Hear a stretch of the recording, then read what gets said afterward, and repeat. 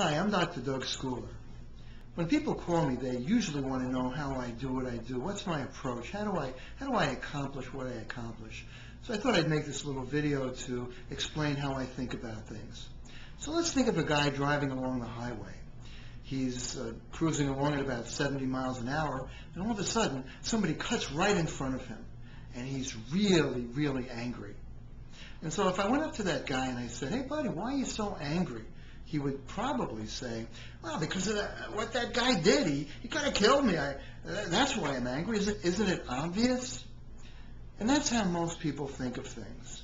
Most people think that it's the stuff that causes the feeling. So what are the options? You can either try to change stuff, or you could move away from that stuff and go to some other stuff. That's about all you can do. But there's a third option. Here's how I think about things. It's not the stuff that causes the feeling, but it's how your mind responds to stuff.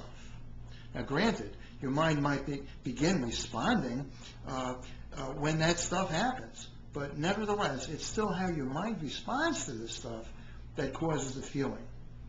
Now, this is a way of thinking.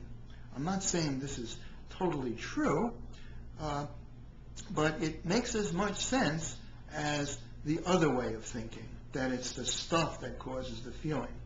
But this way of thinking gives us a lot more power. It's kind of like if you take your car in to get fixed and you tell a guy, you know, it's really bumpy, the ride, it's incredibly, lots of vibration. And he says, well, you know, I'm not going to go out there and smooth out all the roads for you. That would be impossible. But what I am going to do is I'm going to adjust your suspension so that you have a really smooth ride. That's how I think of things. I'm going to adjust your mind so that it responds in an optimal way. I'm going to adjust your mind so that it responds in an ideal way. Now, we still have the first two options. You can still attempt to adjust stuff, and you can certainly move away from it. But that third option gives us a lot more power.